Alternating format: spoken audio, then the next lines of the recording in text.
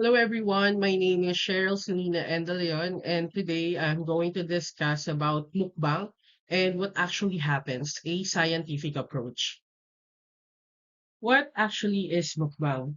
Mukbang, which came from a Korean word which means eating show, is brought about by the Koreans during the Hallyu or the Korean wave.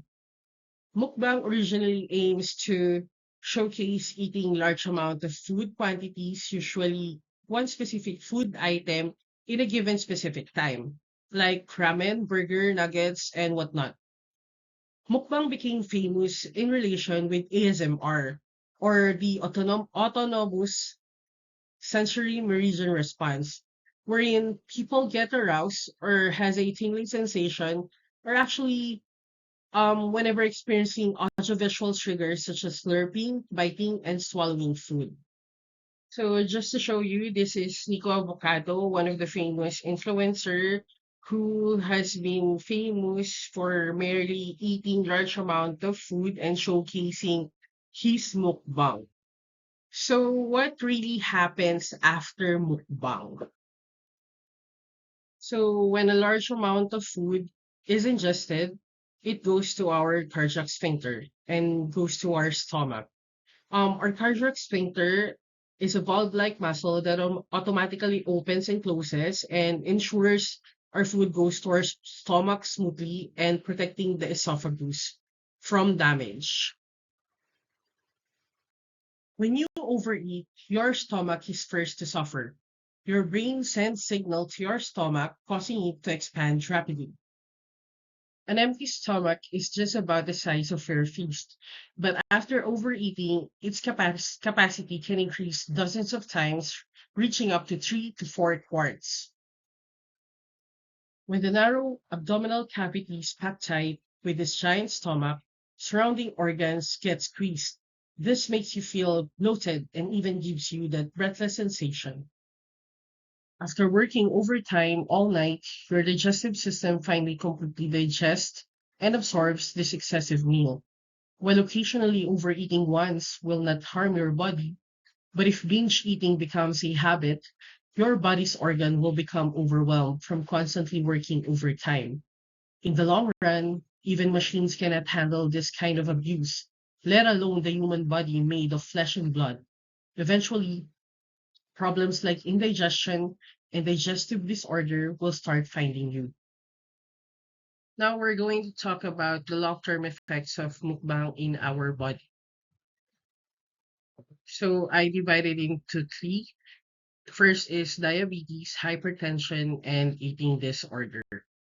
Diabetes mellitus, or most commonly known as diabetes, is a group of common diseases in the endocrine characterized by the sustained high blood sugar levels.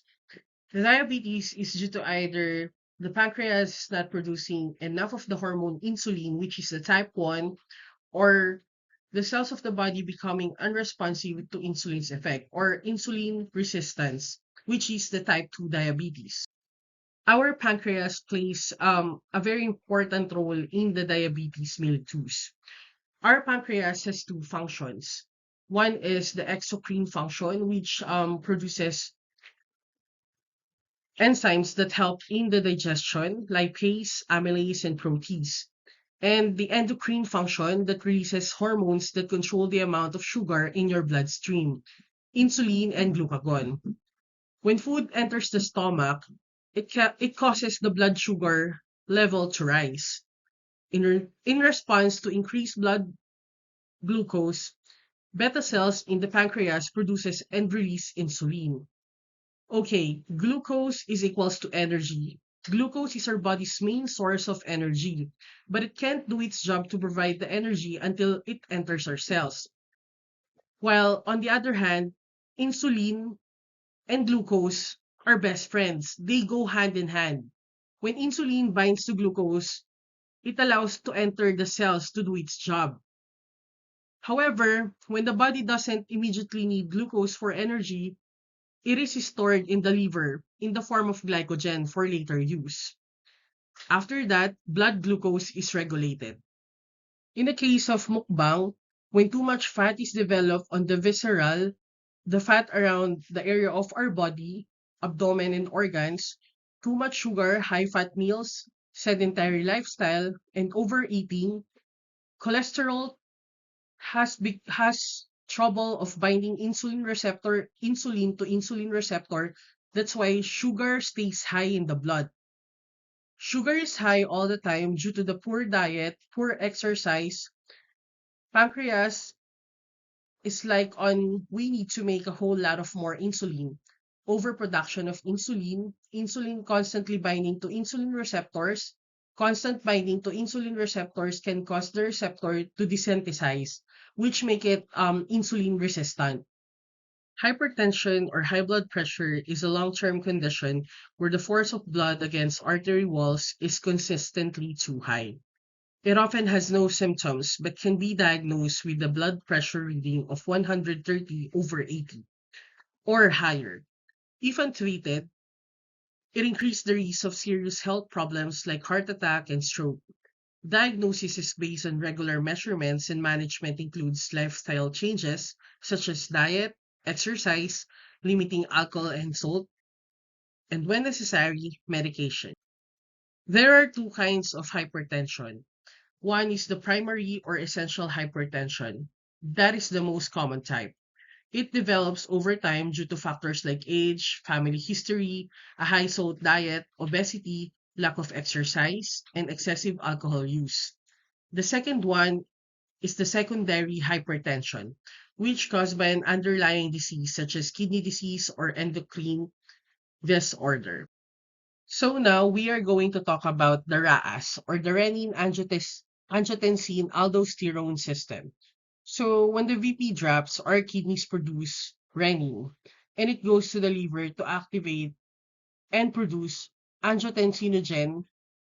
So when angiotensinogen is activated, it creates angiotensin 1 in order to facilitate blood pressure. Angiotensin 1 needs to be converted to angiotensin 2. Thus, our lungs release angiotensin converting enzyme, thus converting angiotensin 1 to angiotensin 2. Thus, there is a constriction of blood vessels, produce aldosterone, thus increase the blood volume, and thus hypertension. Lastly, binge eating. This is a psychological problem. So binge eating is when you eat a large amount of food in a short amount of time, most likely like mukbang. You can't control what or how much you are eating. If you binge eat regularly at least once a week for 3 months, you may have binge eating disorder. If you have binge eating disorder, you may be very upset by your binge eating. So there are signs of binge eating disorder: eating until uncomfortably full, eating to ease stress and anxiety, recording weight fluctuations, consuming excessive amount of food in short periods, feeling depressed to control eating and lose weight, and self-disgust. So my takeaway is this: the 80-20 rule in Japan typically refers to the Hara Hachibu, a Confucian-inspired philosophy of eating until you're 80% full to promote health and longevity. This practice involves stopping before feeling completely full, allowing the brain to recognize fullness after a meal has been consumed over about 20 minutes. So there you go. Thank you so much for listening. Bye.